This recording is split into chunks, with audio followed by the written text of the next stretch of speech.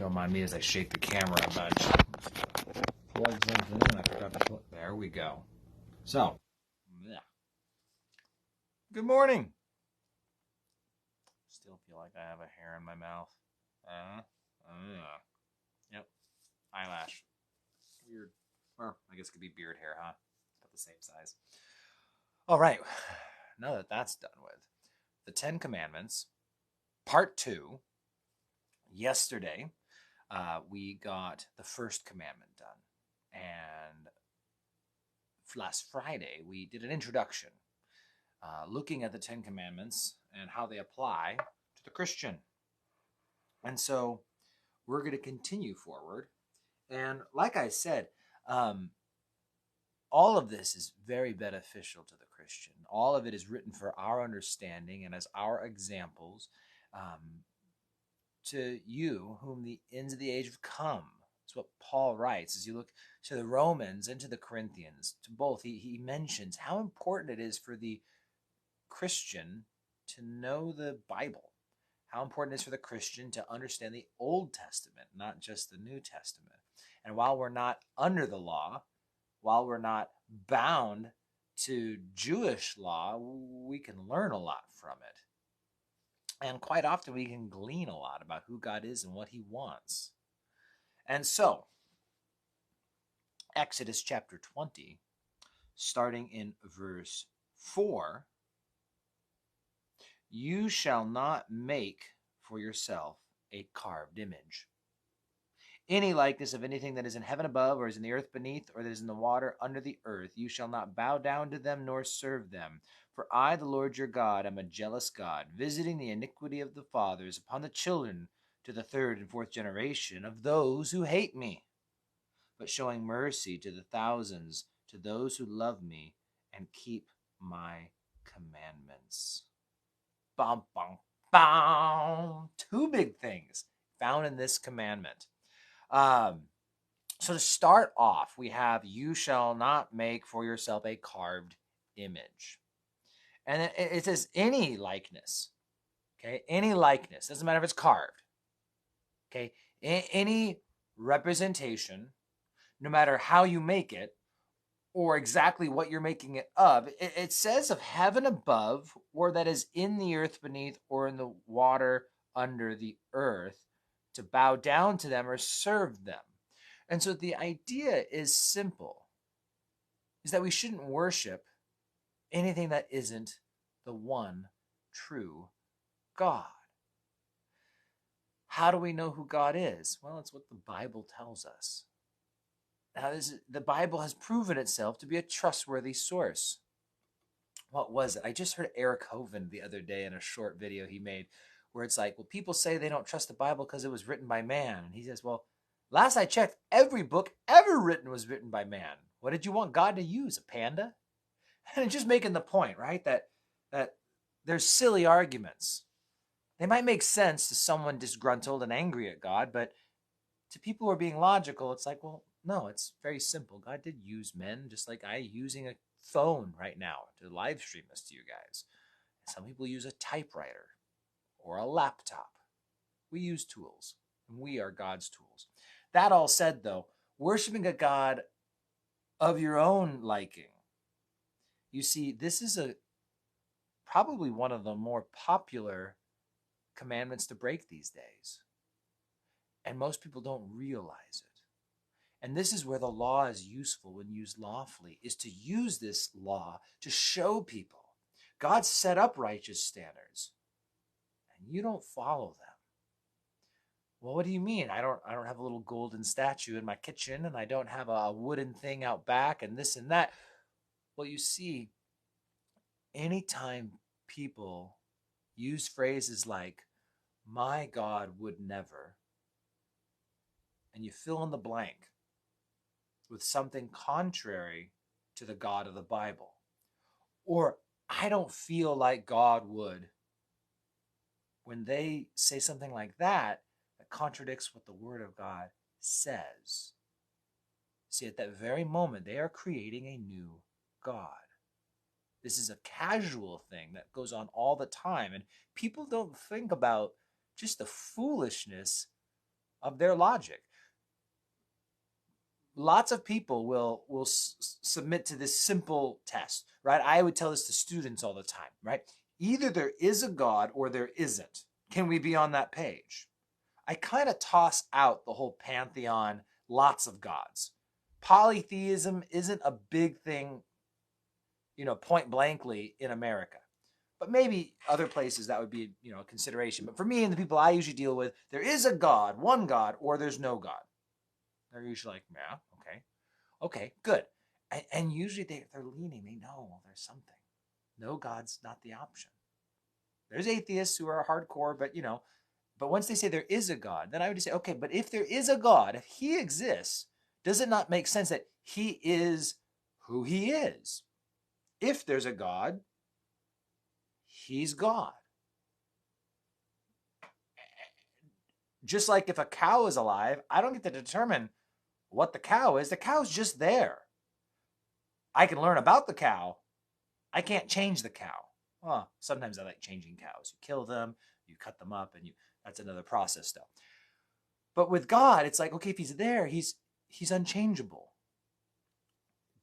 And they realize this. I mean, it doesn't take long. If they have, and here's the thing, if they're not willing to submit to this argument, then their hearts are hard, and it doesn't matter what argument they make or you make, right? Some people's hearts are so hard. With the youth last night, we're going through Revelation and are showing them how it's like there's going to be craziness on the earth during the tribulation, and people still won't turn to God because their hearts are hard. That's it.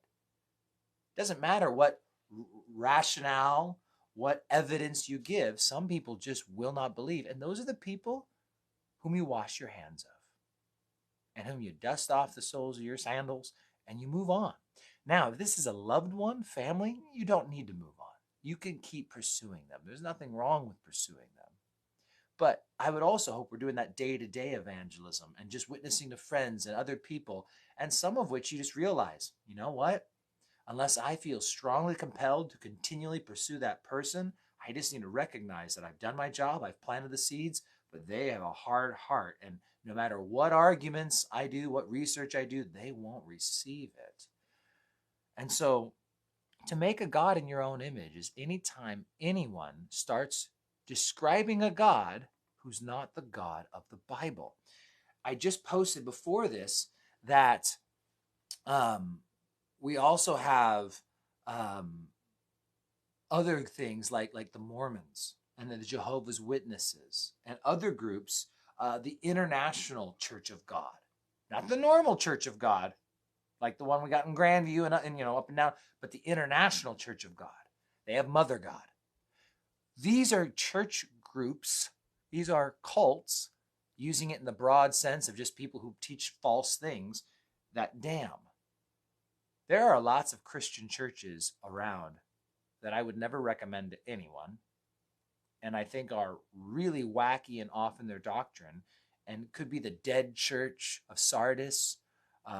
Perhaps they are the lukewarm churches of Laodicea, but they are Christian churches. And they believe in the same Jesus, and people can get saved there. But when you have another God, a God made of your own image, a God like the Mormon God, where the Father has a body of flesh and bones, and he's up in the celestial or whatever realm, impregnating his celestial wives, and those babies are coming down to earth as spirit babies, and he lives on the planet off of the star named Kolob, and all this other stuff. Like, that's a different God, right? I mean, we're getting to a point here where we have to recognize this is a totally different God they're talking about. And it's the same with the Jehovah's Witnesses and the same with the International Church of God. And there's other groups where they're very Christian looking, but they are worshiping a totally different God. And that's what sets us apart.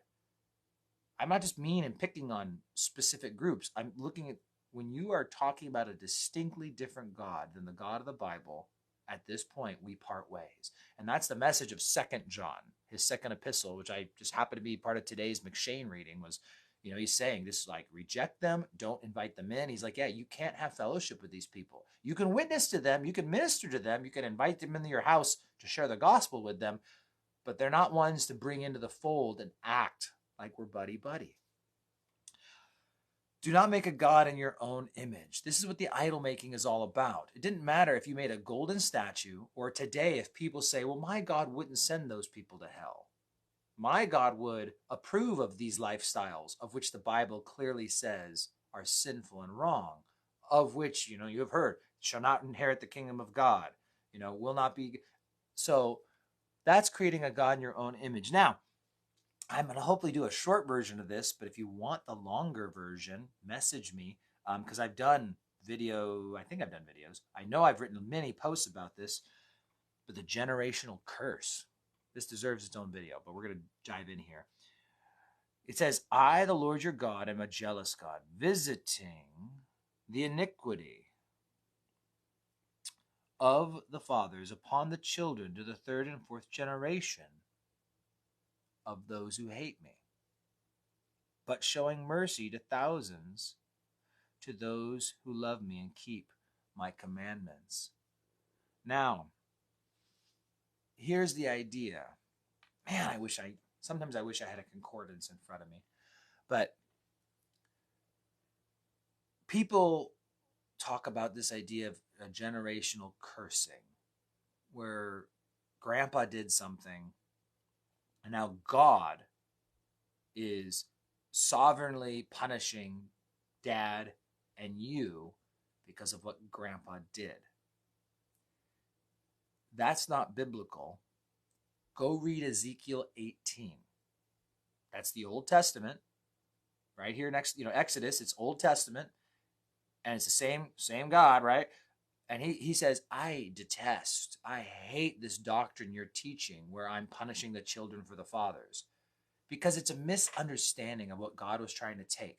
Where do people get generational curses from? Well, 4 times in the Old Testament, this phrase shows up. I don't have them all memorized, but I want to say 2 are in Exodus, 1 is in Deuteronomy, and the 4th one is evading me. Could be also in Exodus or Deuteronomy. But 4 times we see the phrase, visiting the iniquity of the fathers upon the children to the 3rd and 4th generation. This is the first. And in it, the first time it's given, I'm saying because I was like, I'm questioning myself, because normally I write these things down before I share them, and this is all off the cuff. But it specifies, of those who hate me, but showing mercy to thousands of those who love me and keep my commandments. So there's 2 things to understand. He's going to visit the iniquity upon those who hate him.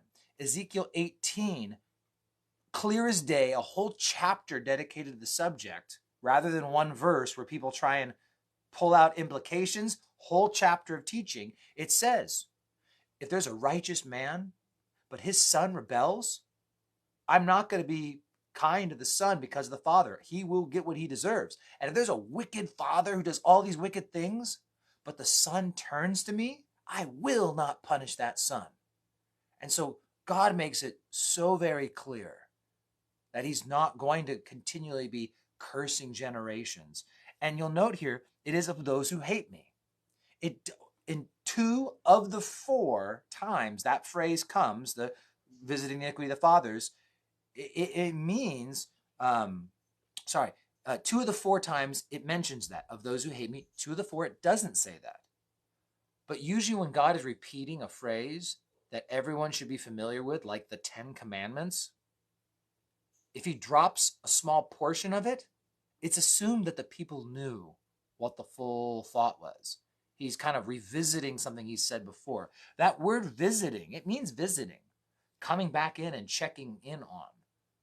I'm going to be watching the sons and the grandsons, these generations. It's also just a side note, at this day and age, 3rd and 4th generations all lived under 1 household. Great-grandpa was the patriarch. And when he died, grandpa became the patriarch. And they all lived under 1 house. So truly, just being very literal, back then, if grandpa sinned and God came and punished grandpa, it actually did affect the entire household, the 3rd and the 4th generation. But lastly, in verse 6, showing mercy to thousands. Thousands of what? People would think thousands of people. But God wasn't talking about people. He was talking about generations. And so the rabbis taught that this meant thousands of generations. And so not only was God not trying to literally say, I'm going to be, passing down this punishment, but it was also supposed to be a contrast. If those hate me, visiting to the third and fourth, but those who love me, I'm going to show mercy for thousands of generations. And so some of this is poetic contrast.